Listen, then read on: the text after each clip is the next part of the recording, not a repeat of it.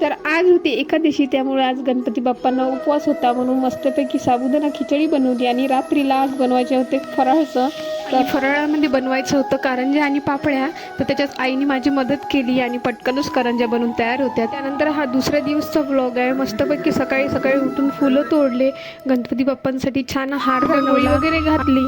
आणि आम्हाला आज थोडंसं कामासाठी बाहेर जायचं होतं, तर ते सगळ्यात आधी केलं. आणि कारण लवकरच घरी यायचं आणि आज गणपती बाप्पांसाठी बनवायचं होतं नैवेद्याचं ताट. तर घरी आईची त्याच्यासाठी तयारी सुरू होती, तर मी आईला थोडीफार मदत केली. आणि आज गणपती बाप्पांना होता पुरणाचा बेत, थोडेसे मोदक बनवायचे होते, त्यामुळे आई पुरणाची तयारी करत होत्या. मग मी हे गणपतीचे 10 दिवस कसे गेले ना काही कळलेच नाही.